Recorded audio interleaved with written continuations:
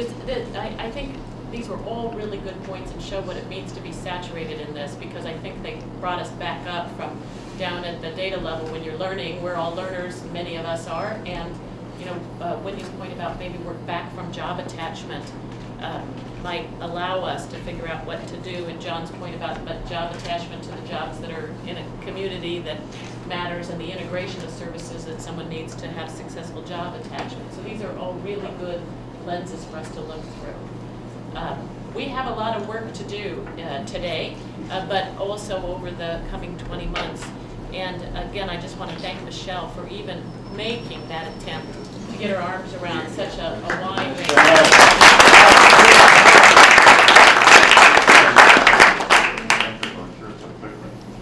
So I'm going to go back just before I begin briefly to this slide. Went the wrong way, aren't I? I'm going to go forward. To this slide 15, because I think that you did ask very specifically, what group are we talking about? And we are talking about the 16 to 24-year-olds who is not in the chronically justice system, chronic drug use, chronic problems. So if you were to draw a wavy line between the 16 and 18-year-olds and realize that we're not going to try to take on those who have really become partnered with the judicial system or have profound issues, I think you'll see that our goal is this quality attachment to career, and what is it going to take for that large group of people, 16 to 24. Does that, I mean, obviously we have lots of gaps in that statement, but does that coalesce at some level what we were been talking about here? I see a lot of nods, but John's got something to add. Just to clarify though, in terms of the community innovations that we would spawn in terms of interventions, you know, with these early warning systems and the targeting of the 1,746 dropout factory high schools and their feeder schools, we can predict as early as 4th grade, 5th grade, the absenteeism behavior and course failure that will predict dropout. And if we wait until 9th grade, most of the dropping out occurs in 9th and 10th grade. So I'm assuming the interventions that the communities will be spawning and working on will be encouraging. It's not just a dropout recovery effort. It's we're permitting and enabling early intervention. We're not just focused on helping the 16 to 24-year-olds. Right? Well, it's a good question for the program group to take on. To be perfectly honest, I think we all agree with what you said, that the problem starts much earlier, but there are organizations, even councils, that work on those issues of the pure prevention. What do we do with K to 12 to make dropout far less likely? So our assumption is we really are going to focus on what appears to be a gap, which is people focused on that young adult, the 16 to 24-year-old who's in a shaky place, and that we certainly make a nod and embrace and learn from the work going on to keep the young person in school till 16, but we probably can't do it all. But if the programs group comes back and says there's something important we can and must do, then we'll revisit that. But basically, what you were describing at some level could have us sign up for 0 to 24, right? Well, it was more thinking about the president's goal for the class of 2020. They're in 3rd grade today, and I love John Donahue's approach of let's establish some real targets. And I assume those would be the president's and the administration's targets, and let's mobilize communities to align against them. That to me is very exciting. Yeah, I was going to say, I think the way to deal with this is that our goals should be about the success of this cohort 16 to 24, but I think we could then say, given that that's how we measure success, what are the interventions that are most effective? If some early interventions are dramatically more effective than some later ones, I think it would be fair for that to be in the mix. Good. All right, so I'm going to very briefly, I want to remind you that the memo that you received and these slides are based on Diana Aviv saying, put a straw man on the table, that it is much easier to have something to respond to. However, that said, we have about an hour to respond to it.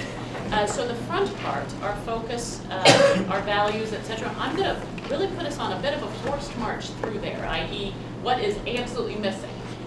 Then when we get to the top line objectives and our objectives, I think that's the place we want to concentrate the majority of this next hour, so that when the work groups go off with an idea of sharpening their objectives and really beginning to shape some idea of the goals and action plans they might pursue, that we have started them off with this general discussion about our purpose and our objectives.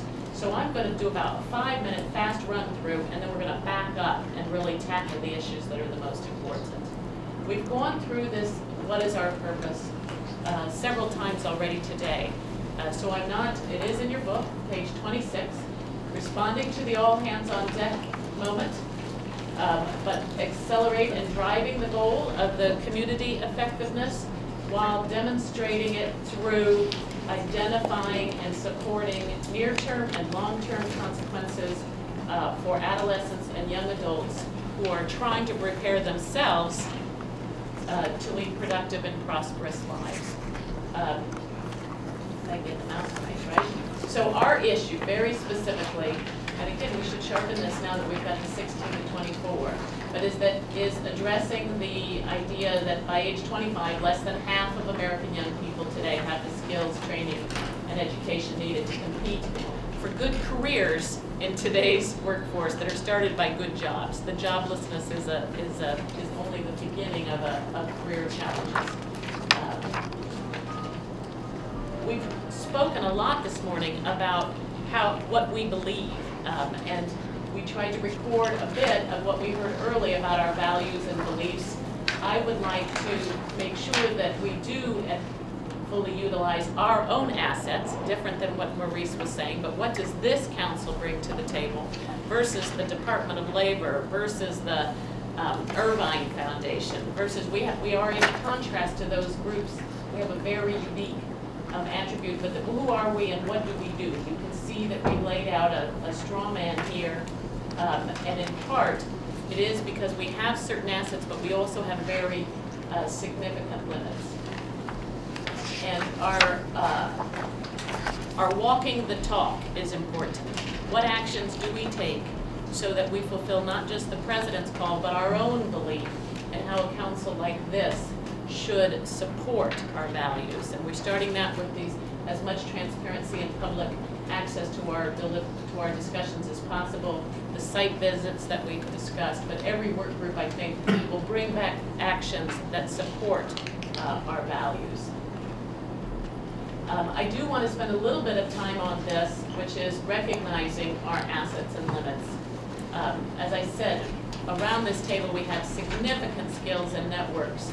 And of course we have the support and in fact the charge from the White House and the White House's commitment to support us.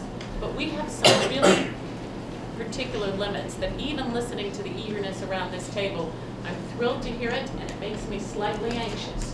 Because in fact, we meet 6, maybe 7 times as a group over the next 24 months.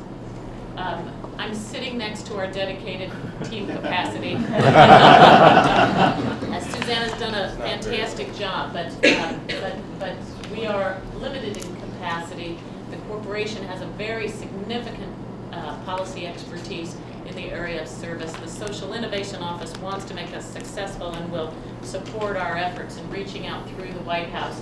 And Patrick has, after my repeated requests, agreed to help shepherd us in many ways through other agencies. But you all know what's going on with the federal budgets. The continuing resolution expires again in March. We don't know what the budget constraints will be. I think we have to be realistic and figure out how to use our networks in an extremely budget-constrained environment. And a very time-constrained environment, and a human resources in the U.S. government environment that is going to be limited and a matter of bank borrowing, and because of our ethics briefing, I won't say steal, because we would never steal, but we would in fact kind of rope in experts and efforts from around the, and this is a you've seen, just in the discussion, a very complex issue. We could spend the next 20 months and still not know enough to be the be-all and end-all about these youth, the community connections, and the jobs that we're hoping, and careers we're hoping that they attach to. So deciding our own willingness to forego certain information and push for the big move aheads is going to be something that we're going to have to grapple with, and we'll talk more about that. So vision and mission. I tried here to team the two parts of our belief, which is that communities need to be working together to create common and multiple pathways so that the students themselves, the young people themselves, can have access to the education, training, and skills they need to really make the contribution they want. So it is a two-part vision in particular because we believe that every American community has this as a primary responsibility to ensure our young people can enter adulthood as successful citizens. And the young people themselves want to make sure they have access and take advantage of that access. And the mission that we would take then, again, because of our 20-month window, is mobilizing citizens, nonprofits, business, and governments to work effectively to prepare young adults. And this is the one place where I already see we left out the right lens. And as soon as we finish just this framing effort, this is going to be one of the first places I turn back to and ask you to help reframe our mission with this aha that we had earlier, that it was not adequately focused on bringing the youth's assets out into the table. So this is where we need to spend a significant part of our group discussion over the next 55 minutes. And that is, what is our role, a view from 10,000 feet? We have established the 3 work groups, and I made a straw man at those objectives. But most importantly, we need to send the work groups off with a strong sense of what is our role against these 3 areas, communications, effectiveness, and programs. And the idea would be, frankly, that if it all came together, our group would have, you see at the top, identify and analyze the gaps in evidence that is most important and most mapped to our strengths. At the bottom, dramatically increase awareness of the problem, and in the center, the programmatic work that makes that evidence come to life and that communications matter. So that diagram to the left identifies what we hope would be the focus of those 3 groups. The first group, helping us identify knowledge, policy, priority gaps, evidence we need to convince ourselves, and more importantly, leaders across all sectors, that this is a necessary and doable thing. The bottom, the awareness that it takes. The middle, the programmatic activity. So I would just stop there and turn it back to, turn it back. I think I didn't forget my These roller mice are there elements of values and beliefs you feel need to be added to this structure? Are there values, Jill? Yes, one of the things that I think came up over and over again was the notion that we need to make sure that we connect, and a value that I think that we have is that we connect working in this space and leverage them. So I had embrace and learn from those leaders and organizations providing top solutions. So you would just say connect, forget about embracing. This has got to be much more authoritative. Moving toward a common goal, leveraging all the efforts toward a common goal. You mean connect. You don't mean connect. You mean connect. Connect and leverage. Okay, good. Very good point. Very good. We're capturing this, and we hope to have a framework for you by 2:30 that reflects this input. On that connect issue, in identifying the leverage opportunities, can we call them partnerships? And I'm curious about what the political will issue is here between the administration and our body. Meaning, are we partners with all of the other ongoing programs at the outset, or are we creating something new? Or are we adding value to what exists? We should get to that as we go forward, but I think we all think we shouldn't be creating something new. This is not a time in our economy to Right. be creating something new. We hope we're creating coherence, hopefully, and mobilizing more will and visibility. So innovation is sometimes about using old things in new ways. And if we can think about that kind of innovation process, that there may be, even in a program deemed non-successful by whatever criteria, if we really kind of reconfigured the assets and approaches of what various programs were bringing in some new ways, we could actually create innovative solutions. Good. Bill, Jim, Michael. I'm fully confident that this group will be able to recite and document extraordinary solutions. I want to know how we're going to implement them. I think they're all very smart about coming up with the roadmap and the blueprint, but we're going to have to give some thought to the reality of how is this actually going to get played out in the United States government. And I would suggest that it's not going to be within our 20-month charge. I don't think that's very likely. So I think we ought to keep in the back of our mind, what realistically can we expect to come out of this process that will have some life beyond the 20 months that the President's authorized? So I think that you're saying add a value that is more than recognize our limits, but just basically stay end game oriented in our own work, but also in the solutions that we're trying to implement. And then Jim? And Patty, I think this is in part in response to Bill's point, but I wanted to come back to Jim Gibbons' comment at the outset about the importance of simplicity.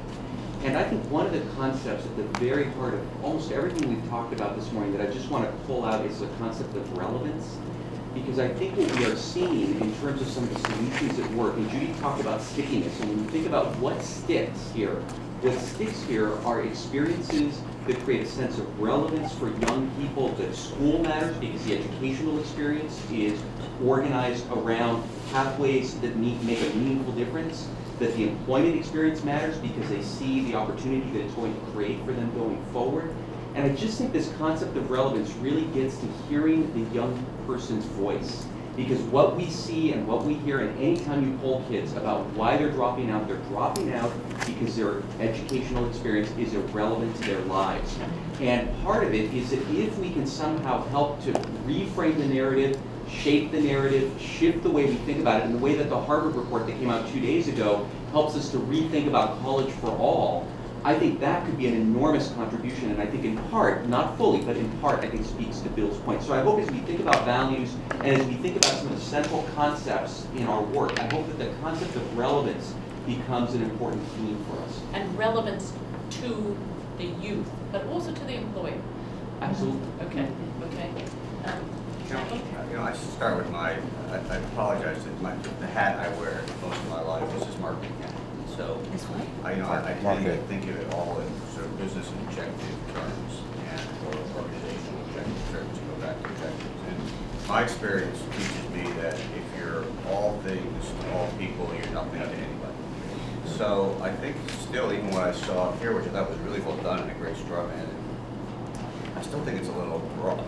And so how do we, and each of these ideas by themselves are phenomenal. They could actually be, the cause of its own commission, or its own council. So how do we actually really develop, I think, I would actually argue for a more tangible mission statement, a more tangible purpose that would actually give us more of an elevator speech. The one thing that we talked about this in the communications group, but the one thing I couldn't tell you if I sat down with a reporter today, what's the elevator speech? What are the 2 sentences that really say what we are going to do? This is very broad. In many ways, this could be applied to 20 other organizations. The purpose that we are laying out in our mission, is there a way to actually crystallize in a way that is quite unique to what we're trying to accomplish, so we're all very directed in what we're trying to accomplish. So I think this is fact, don't get me wrong, I just think that it just seems that it's too generic to me. I would like to have it more specific to what our purpose is that would lead us to what is that elevator speech. When any of us are talking to a colleague, to somebody we're connected with, a community organization, the media. So I would just like to see a greater, I don't know, narrowing, but something that would be more specific to us and not more generic to the problem. And then the other thing that I just seems to be missing is the concept of what we're really going to do. Back to Bill's comments, I mean, there's 20 months here. At the end of the day, we're going to be a catalyst for change to something. I think it seems to me that our role really is in all these things that we're talking about is how we're going to catalyze something that's going to live beyond us. So just thinking about those kind of issues as well. So that would be my thing. And I'm hoping you have a little bit of an answer to some of your questions. John down I'm going to turn it to John. I just want to sound smart, just do nothing. I'll have the same caveat. I'm a product of my environment as well. But to me, the crystallized thing is what's our goal? Yeah, that's right. Is our goal to have 1 million disconnected children become connected by 2015. So 1 million of the 4 million become connected. Or something, and I love, by the way, I love the hand. My vote, I love an elevator title tied to a goal. And then everything else we do. And I don't know if the goal is a number of an employment rate or it's 1 million kids. But also back to that point, if we're going to be successful in communicating, to have something that's tangible. That, I'm not saying it's 1 million kids by 2015, but I do believe that if there's something that we can all point to, and this is after all the stuff we do, this is the objective. I think that will actually help us, frankly, get the media, get the attention, get all those things. But it has to be doable. What you say. And you're not presuming that we can, to be perfectly blunt, I'm always a little bit nervous about taking a goal like that and presuming that this council can achieve that. Yeah.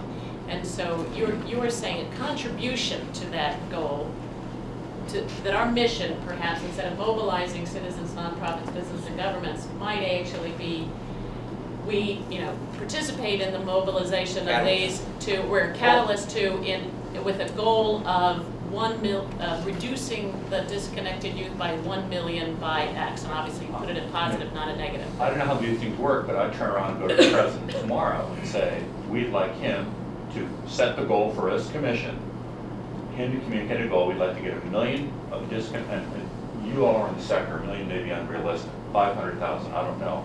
But you turn around and set that goal and announce it, and then our work is to come up with a plan, an implementable plan that allows the administration, the government, society to achieve that goal.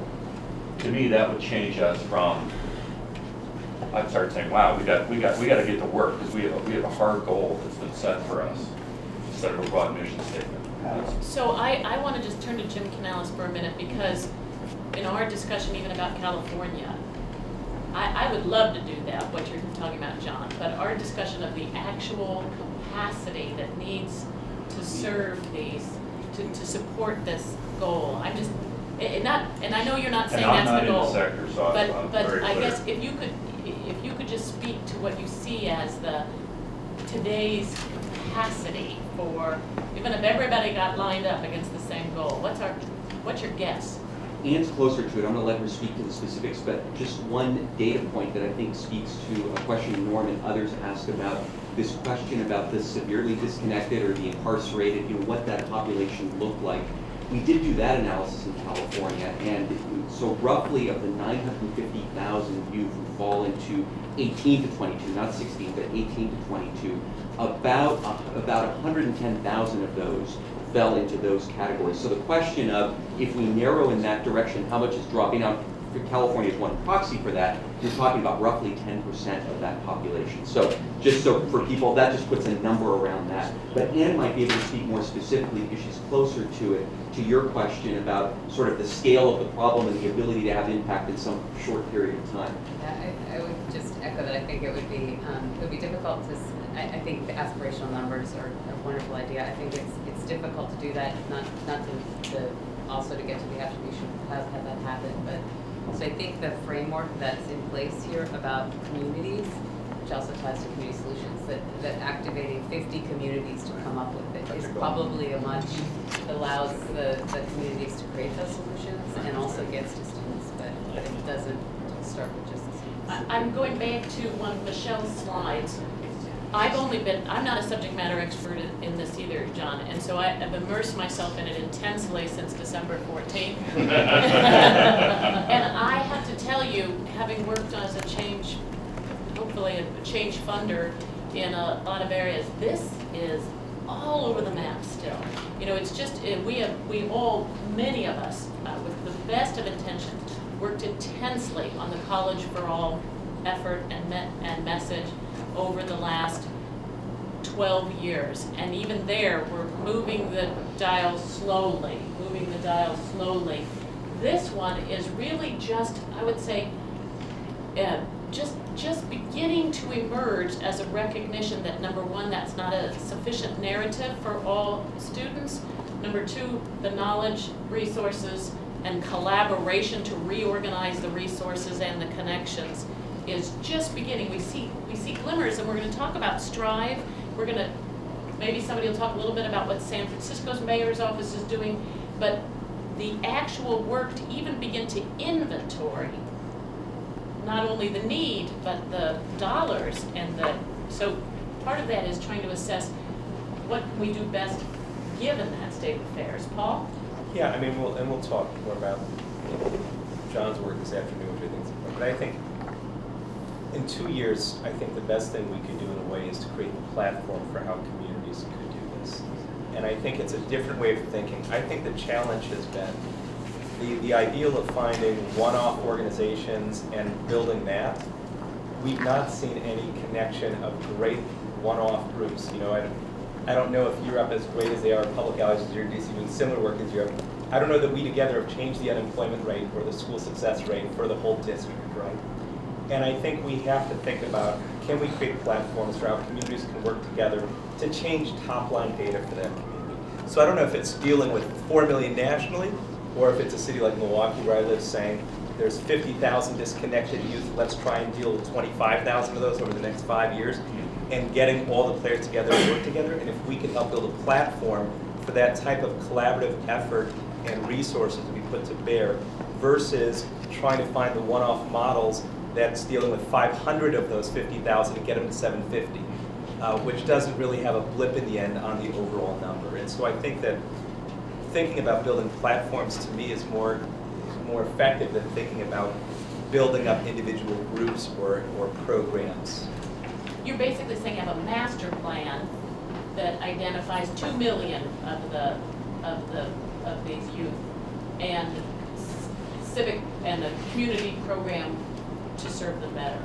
But I'm saying have community, a platform for how communities can work together to try and solve the problem at a community. If we're about community solutions, I don't think a community solution is one organization with a great program.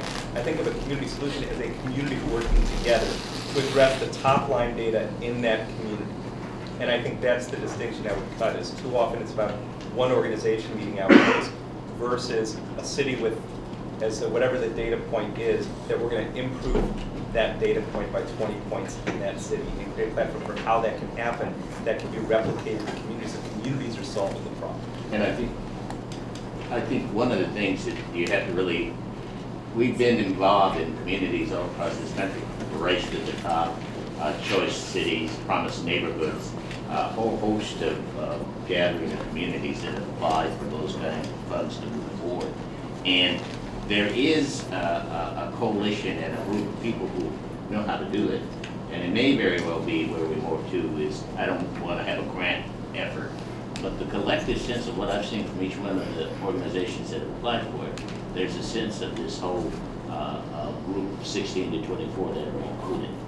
And it may very well be that we've got some data sets that are going to help us to put this. I like the idea of targeting 50 communities rather than trying to have a national goal where it gets lost, but to really challenge the community to collaborate, collect, and convene toward this with existing data and information.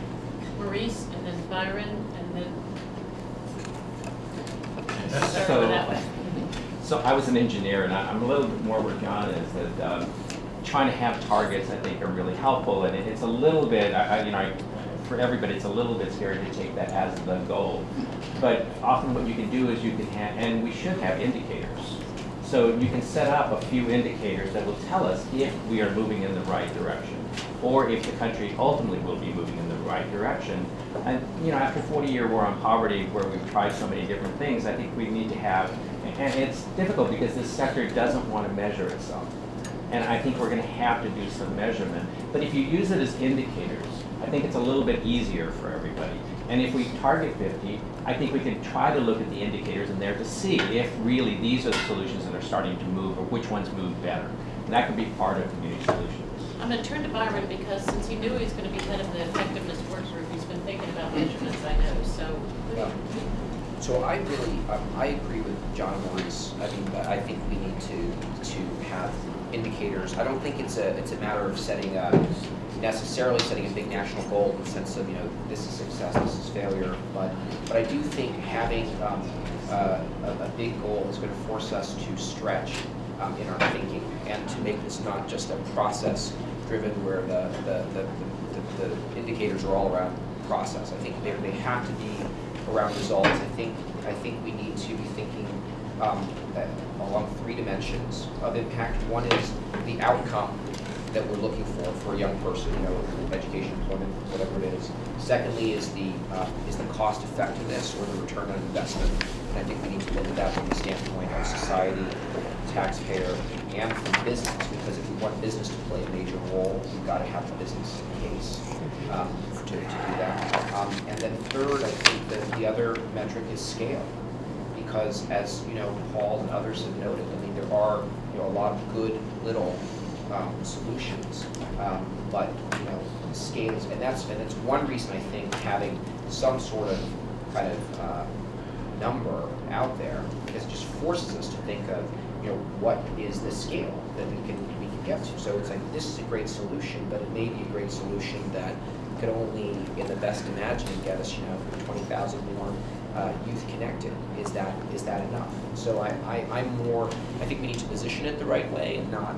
But I'm really on the side of getting some goals. You think that you're saying you think that we can have big goals and be respectful of the fact that we meet 6 times a year and do conference calls in between, and the real work has to be done. There's a humility about this council's role, because it's not this council will generate 1 million more connected youth. It's sort of the country, right, is trying to do this, like all in all sectors of our country, right? So we're helping, I think, to create something of a roadmap, a little bit of a roadmap to do it, some aspects of sort of more awareness of the potential. So we are playing a modest role against this large goal, but I think we need to have a large goal given the situation in the country.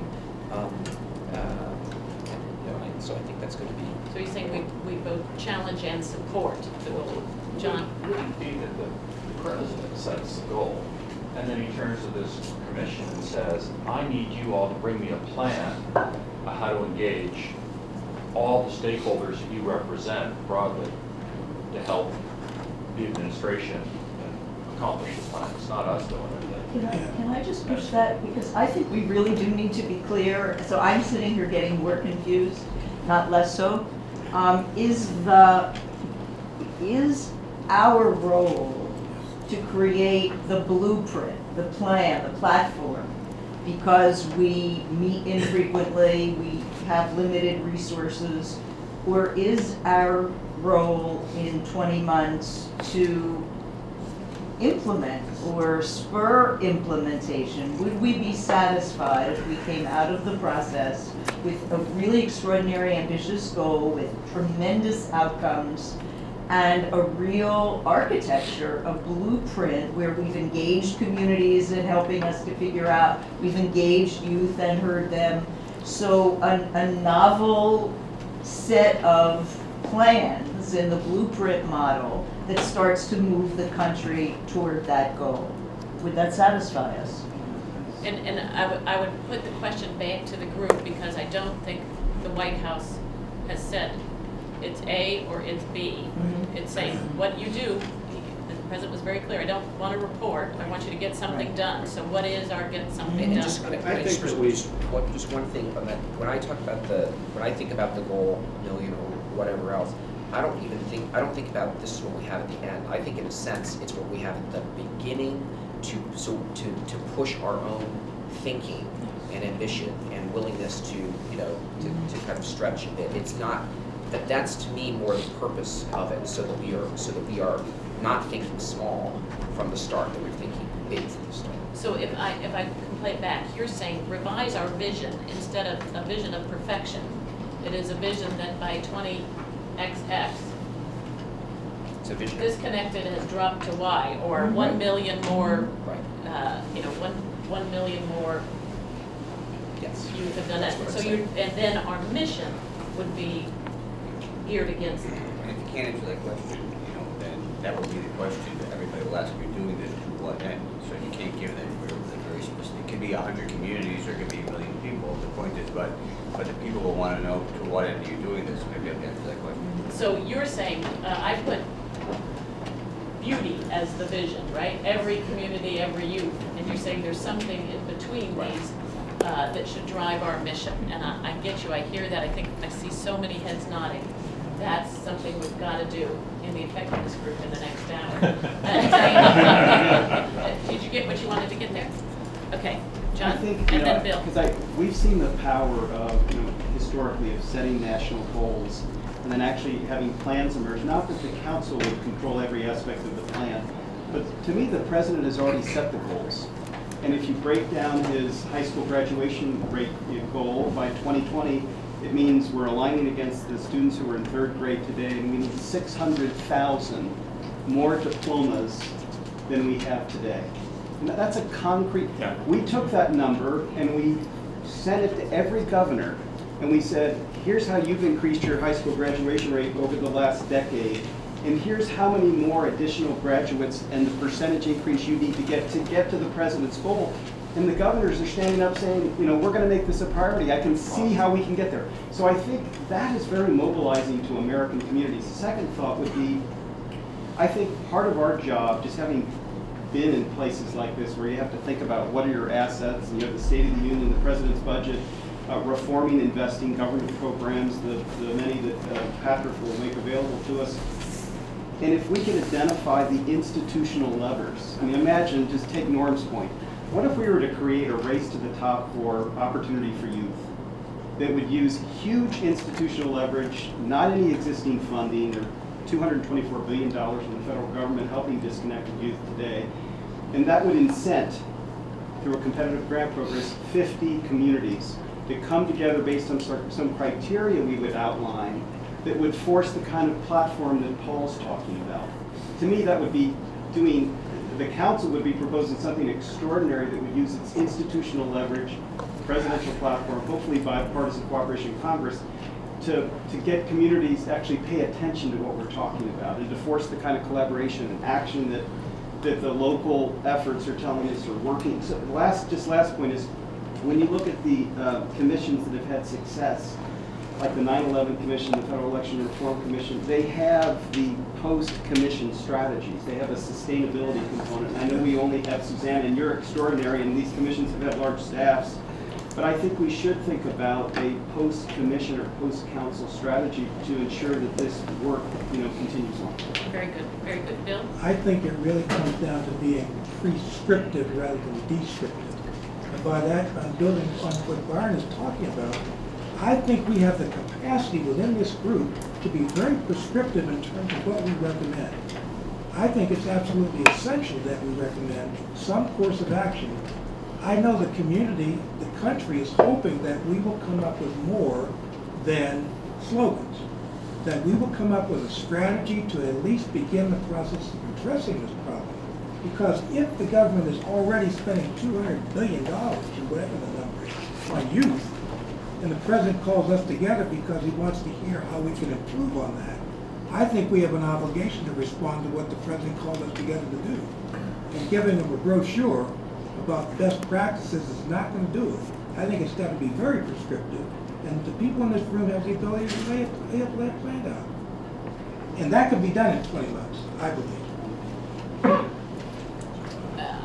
I think it's worth making sure whether people actually agree with that as an approach.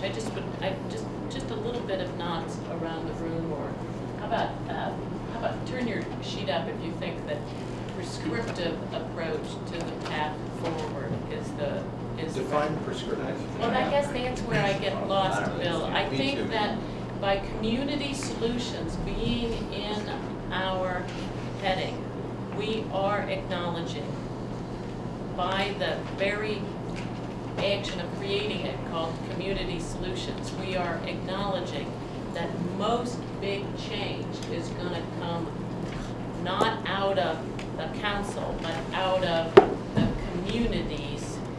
And I don't know that, I mean, in your town, has prescription from DC driven the community-wide solution that you hope to see? It's beginning to. Okay. The Office of Social Innovation, for example, has had a huge impact on this conversation. And it's only been in existence for 2 years. That's a good. And Race to the Top Right? is Race to the another Top. example So- John so it cited. gives Race me- to the Top is a very good example. It gives, at least gives me the confidence that something like this commission actually could make a difference. If we had something equivalent to building on the Office of Social Innovation in the space of community solutions, I think that would be very intriguing. Okay, please, let's keep going. Jim? I think the word prescriptive in DC probably don't work. But I think, but I don't think that the notion of a platform with criteria for success is a bad one. Probably argue that Race to the Top is a platform versus a total prescription. And I think the president actually kind of, has the goals, right, and what John defined in many ways that we can utilize. And I think in the day that the executive order was signed, I think he pretty much said, I don't want to report. And, let's be beltway busters and come up with the answers from the communities. So I think if we can land in a place, and I think we can very aggressively land in a place where it's really about elevating the community's capacity to connect on behalf of the youth for connectedness. I think that's very doable. I think we could have a very aggressive goal for this council about, whether it's the 50 communities or, 50 while we're together on a pathway for all communities to have a platform of connectedness. I think that is very doable, and it doesn't put us in a spot of trying to pick a number that, at the end of the day, we could say take the 4 million to 2 million. To me, you could also say get a lot done. I mean, it's almost overwhelming. I mean, it's measurable. I like the measurable kind of piece of it, but we can also measure community engagement, possibly improve our. I get it, and it's becoming more clear to me that I overreact at some level to Bill's use of the word prescriptive. That a platform for success, a 2014 or 2016 vision for the country is different than, say, we're going to drive 1 million X. And so, because we're committed to driving things on time here, we've got about 10 more minutes for this discussion before we move to a brief conversation, a brief presentation by the new media group, and then our breakout groups, where one of the things we need to do is make sure we know who's going to do what in the breakout groups, because these things do move around a bit. So I'd like to go back, and again, I see there's still people with questions, and we can do those in the context.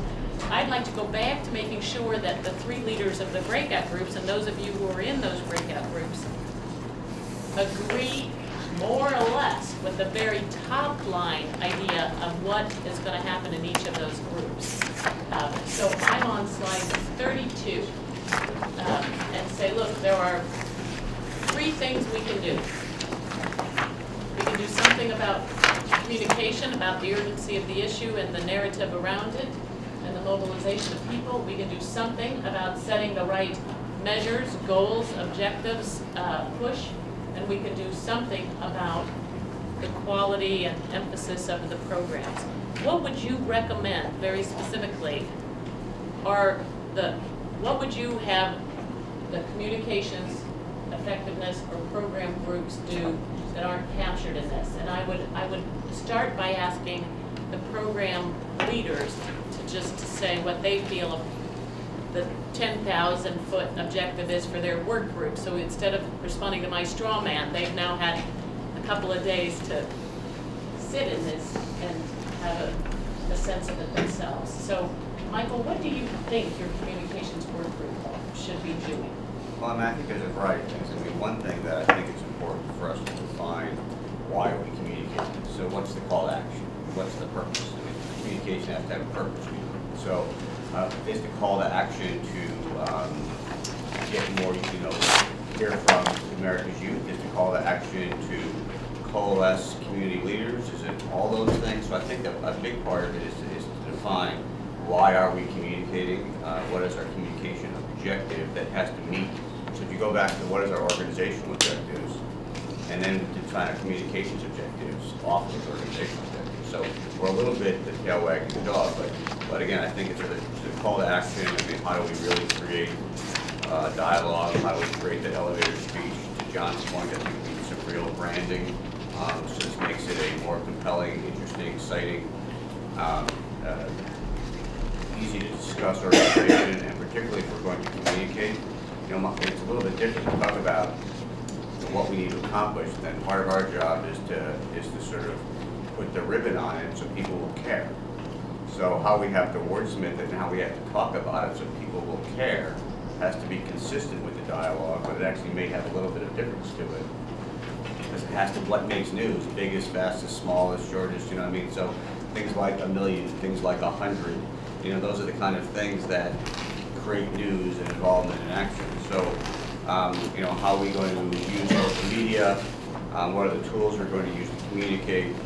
We are very fortunate to have, John on our team, how to use him and his relationships to move this forward. So, I think the variety of how do we become more active listeners, I think is a really critical aspect. So communication is a dialogue, it's a two-way street.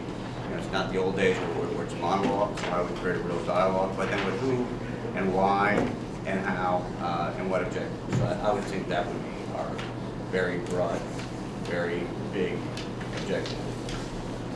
So let's make sure that people's next set of responses are in response to that communication objective. And let me ask you, Michael, to start with, do you have enough of a sense of the council objective to begin work on that? I think that in a perfect world, we wouldn't even meet for a couple of weeks. But no, but the answer is, I throw it out to other people on the working group. I think I do. I think we have enough to begin the process, recognizing that the process is fluid. We're all beginning with sort of almost best guess right now, but that's how you start. Right? So I think that I feel good about that, but I would leave it up to my other council members and my working group members to see if they feel the same way. Again, with a midterm vision of X million reduction, X million youth served, our specific goal being find ways to mobilize and. See, I think it's a little bit different. I actually think that there's a two-pronged objective because we are the community solution. We're not the unemployment group. Right? So the fact is that, to me, it's, I think, almost back to your original objective, is how many, with John's twist to it. So we're going to go for X, our goal is to begin with X number of communities, and then what does that mean? That means X number of youth. So I don't see it as two phases. Our job is to catalyze communities, and the result would be to impact X number of youth. And then and we have to figure out what those numbers are. And it could be, what are the numbers now, and what are the numbers in 2015 or 2020. But so I would see it almost as a two-pronged objective, unless people disagree, because we are about community solutions. That's our mandate. And the youth? Your communications I've objective got a with question. the youth, Steve? I agree with what you're saying. I have a question about what is our responsibility for internal communication as well as external communication. As narrow as defining the issues and the communication for this group to what may be some of the key constituencies, not in the external marketplace, but maybe within the administration and other places. And is that a role that's reserved for the chair, or is that a role that we expect for the group? Steve, I argue that I don't think we have time today, but I would love to. One of the things I want to find out is that how do we continue to work together after this, but the most important thing we can do once we define our objectives more is really stakeholder mapping. That would be the first thing. We're actually doing this without a stakeholder mapping strategy. So once we define all of our key stakeholders, then we can go ahead and define our communication strategy around influencing those stakeholders. Right. And back to use call to action, but I totally agree. So. Yeah. But would you agree the communications group is the one to do the stakeholder mapping? Definitely on the communications. Okay. You know, so I would, you know, How do we affect yeah, I would argue we're all stakeholder Yeah. mapping. So the Right. question is, you know, I don't know if there's one group. I think we should sort of figure, you know, map our stakeholders and then put them together in one map, and then have, you know, each of our working groups have their stakeholder objectives under each stakeholder. It's a big to-do. Yeah. Scott? You know, About Michael, you use the words call to action. I really embrace that because that really gets people focused. The thing as I think about communications is even though we have a statement of the problem, what is really what are the consequences of us not doing this to our nation and our youth and our communities? What is the consequence? I don't think that we've articulated that. And representing one community, what I worry about is given that we frame this 16 to 24, which I think is very legitimate things to have done, communities have scarce resources and scarce time. So I can see us going back to our communities and saying, this is an important problem. Quite honestly, given the time and resources I have, I'm really going to put it in pre-K through 12. Because that's where I get the absolute biggest bang for my dollar over time. So the more we can communicate what is the consequence to the nation, communities, and people if we don't do this. Good. So they look at this and they get that point right away. Good. I'm going to ask you to try to do one sentence responses because we're going to keep to the schedule here, and the work groups don't want their time, so I want to make sure we keep it. I just have one thing to say, which I think we're going to be great in the communications group at kind of that high level punch. I just want to not to forget kind of the practical application. Like in here, I don't see anything about tools that how we're going to communicate the ways in which I see play an active role in addressing it. How? What are practical solutions for people and employers and folks to implement these changes? On communications. Yeah. Okay. Steve? No, I've said my piece. Nancy? I want to just clarify. We're talking about enabling communities for solutions, platforms that are mechanisms, and then stakeholders that are people. Two different categories, and communication to the two different categories. Is that correct? Well, it could be multiple categories. Part of it goes back to the stakeholders, figuring out who do we want to communicate to, but a stakeholder could be a person, it could be an organization, it could be academics. I mean, you know, I don't think we've really defined who we're trying to communicate to yet. So before, I'm sorry, this is really critical. To our elevator speech on outcomes, are we going to clarify one more little bit about that before we do communications, or are we going to try to clarify in the communications committee? Well, we'll talk about that when we get to our effectiveness later, who's going to help sharpen our core understanding of what it is we're trying to do here, right? So, Mark? Just briefly, I think the goals, as Rich said, are clear from the president. The question for us is always blending in communities into the key part of the goal. That is the spotlight. That's the narrative. That gets to, I think, our communications opportunity that we have. That will be translatable here in Washington into a very dense topic. Good. I think we're in agreement on that. So let's go to the effectiveness work group and clarify the objectives there, if you guys are okay, and then we're going to have a little movement there. So Byron is leading the effectiveness group. Right, so we'll have some time this afternoon and we may come back to something a bit different, but I guess I would say that there are three big parts to what the effectiveness group is meant to deliver. First, goals and metrics. Second, if you will, a business case for different stakeholders. And third, recommendations on policies and practices. So those are the three. I'm just going to talk a little bit about each of the three. So on goals and metrics, this is about what does success look like. And I think it's at the level, first of all, is for a young person. What does that mean? Then what's the cost effectiveness of the program, sort of the ROI, and then metrics around scaling. How many? This is the discussion we're having. So what is success in terms of how many we reach with those successful programs.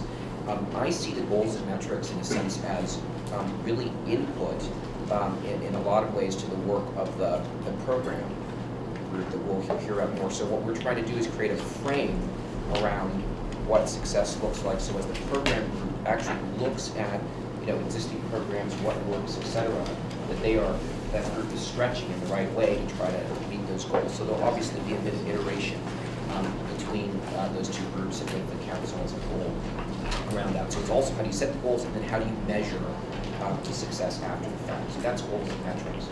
The second is, for lack of a better term, a business case for each of the major constituencies. So this is related to what you were saying, Scott, that, for example, for a community, what is the value of doing this? What's the cost of not doing it? What's the value of doing it? Therefore, what sort of effort, resources, et cetera, should we be willing and in fact eager to put behind it?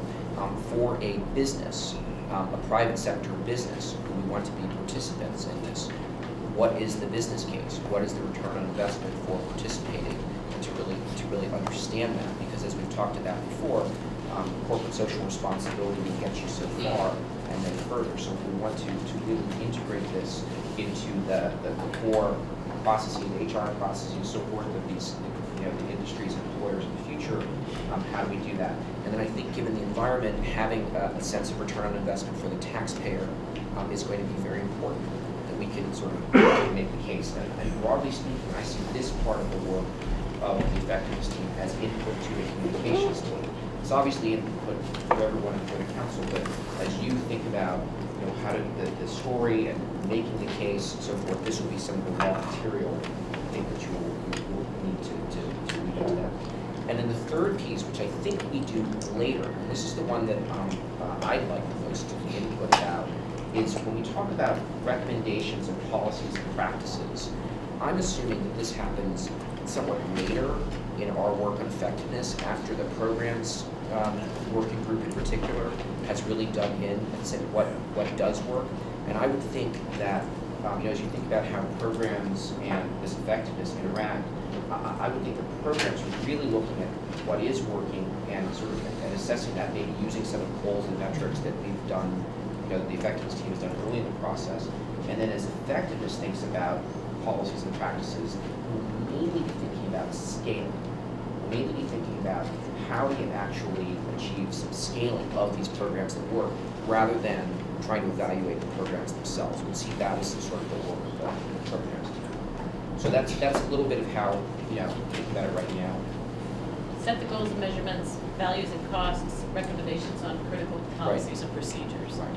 Feedback on the effectiveness Just at 10,000 feet. Yes. For those of us on the program committee, maybe a lot of us want to attend a lot of committees, then we can't, but do we have the flexibility to recommend policies in particular? I thought that was the program. I think we want, from the program, we would certainly want that. Yeah, well, what I heard you say, Byron, which I agree with, the program team saying, here's the programs that are working, or here's the menu of programs that we're going to need. The effectiveness team says, what's the scalability? Does that solve the problem or not? It's building connective tissue between the number and the programs, not picking which programs. Right. That's program. That's how I'm seeing it. But I would also say that it's also the program team identifying some of the places where connectedness is happening too. Yeah. Because there are some places. It's not like this isn't happening anywhere. There are a few and important. Judy? One of the things we can do in the program committee, I think we'll have to do a piece of it, and then the effectiveness committee, the other piece, is find those generalizations from the programs. In my view, we will not have succeeded if we only identify successful programs or determine how they go to scale. But if we can extract those common processes that make programs successful across different types of programs, we will really succeed at what we're trying to do. And I think that's a piece of each of those committees. And there's no question, and I said this in the memo, I mean, this is a classic Venn diagram with a whole lot of overlap between these three areas. And so one of the responsibilities is going to be trying to figure out how to keep the work group leaders really sharing the common goal and exchanging the right information. So more communications feedback, and then we'll move to program. I'm sorry, effectiveness feedback. Regarding effectiveness, on the one hand, all we have is 20 months. On the other hand, we have 20 months. So I think one of the questions is, it's sort of like the parallel to the president's problem on unemployment. He's not going to bring unemployment down from 9.6 or 9.8 down to 4%. But can we move that number, that 4 million, to some degree and set a trend so that we're actually have begun doing something? And I think we don't know what we don't know yet because we're just beginning this process. But it is possible that we will do more than just set up platforms, that we can actually start implementing beta tests or move this to a few communities. I once learned from a McKinsey consultant, right? The job is to create unstoppable momentum. Not to achieve it, but to ensure that you've created something that even when you pull back, it's gonna keep going. I give that back to you for free. Even though I think I paid for it. One of the things I would okay, and then we need to move to programs after Bill's done. Byron's group, there's an overwhelming amount of evidence that is available to us that documents what happens if we don't do something. Prisons, drug abuse programs, spousal abuse is a long list. And I think as we begin to make the business case for this, those metrics need to be incorporated dramatically into the story because it's a very important part of telling the story. The return on investment and or the cost if you don't. ROI. Let's move to Jim very quickly, and then we're going to have the new media group show us their idea of tools we ought to be using. But Jim, as it comes to programs and the 10,000-foot level of what the program work group should be doing? I think that what I hope we can accomplish in our session today is to really identify some very short term, so we have a deliverable before the June meeting. Am I not loud? What we're going to shoot to, am I talking in the correct way? Yeah. What we're going to, I think, shoot for in our working group is to establish a set of goals, short term, so that we can come back in June with some actually the start of what I would characterize as our project hands-on, and medium term, and then the legacy goals or the forever living goals of this, based on our assumptions and what will come out of the communications and the effectiveness teams based on the earlier conversation. I think we can establish some timelines. We're going to operate. What I hope we can do is establish some operating principles in terms of solutions from communities, youth engagement, but really be very community oriented in the approach that we take. And what I think I've taken out of this morning's conversation is that the project or the program work that we work on, it won't be the rubber meets the road, be all, end all, silver bullet program for serving youth, but it will be along the lines of a platform that serves as a catalyst to engage communities, to allow the communities and the youth of those communities to be successful. Thank you. Thank you. So if we're comfortable moving on, I think we should, so that the work groups themselves can really dig in. I think you all know what work group you're in, but if you don't, it's up on the wall here. And the goal is to sharpen objectives, set top-line goals, or at least have some sense of how you might proceed with top-line goals.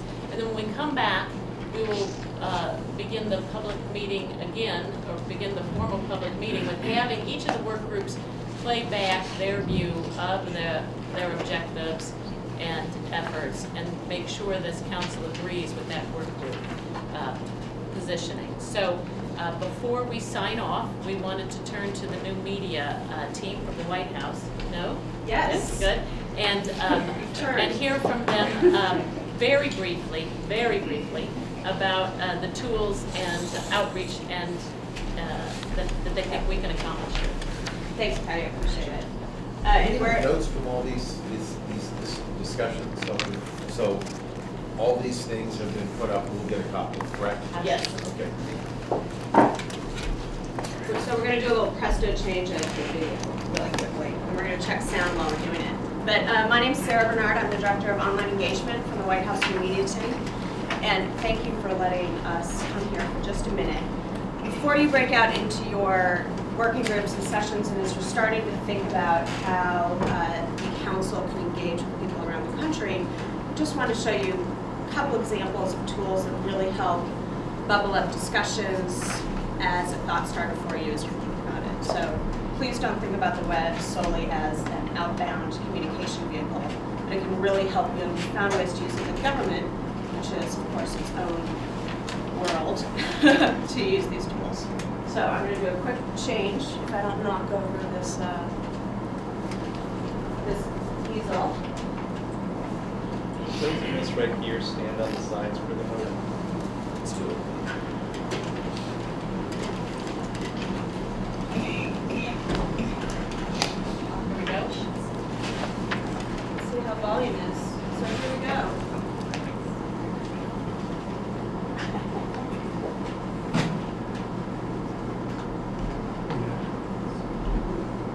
No volume.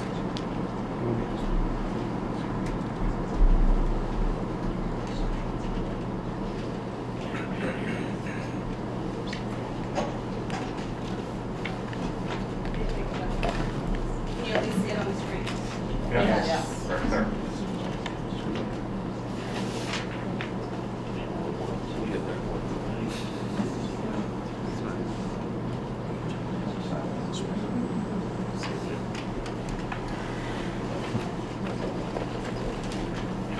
Sarah, since we're working against a real clock and we have the First Lady coming in under an hour, can we invite you to come again this afternoon where maybe you could work this briefly and try to figure it out? Do you want to just talk them through it? Yeah, let me just tell you a couple examples. So, better, in 1 minute or less. So we had an initiative that was called the Green Gov Challenge, and the idea was to reduce greenhouse gases by 28%. Literally surveyed people around the country, federal employees actually, voting up their favorite ideas from among 5,000 submitted. So you might think, well, what do you do with 5,000 ideas? You can't really act on anyone, but the mere act of participating was really fulfilling for people. So we actually saw ideas everything from using motion-activated light bulbs to teleworking and flexibility. We did another platform called the Save Award, calling on people to find ways that we could save taxpayer dollars. And 56,000 ideas were submitted. We've turned it into an annual event. And there's online tools where you can just simply upload ideas and people can vote on their favorites and rank them, and the most popular bubbled on top. Very easy stuff, it's ready-made, something to think about. We also do things, you don't have to think about a protracted campaign effort. Even just last week, we had citizens submit questions for the president after the State of the Union. We had 1.5 million votes for questions that the president would get. We've got the press secretary on Twitter who takes questions from citizens before he does a press briefing. It's called the first question. So think about ways that folks can input, and then I'll just leave you telling you that the White House New Media Team is here to help when you're ready and if you need us. Thank you. Thank you. We really appreciate that, and we wish we could see your video, but I think we have. But I am a solve it. We've now used up our. We literally have to be back here with no lunch in our teeth at 12:20. So let me have Susanna do 30 seconds of logistics. So we're going to multitask, we're going to eat while we're in the work groups, we're going to have communications over in that corner by the window, we're going to have effectiveness over here by the drinks, and Divya, can you raise your hand? Divya is going to lead the program team to a separate room where you guys would break out. And just to reiterate, we need to be back in our seats by 12:25 at the latest, and we'll have staff coming around to get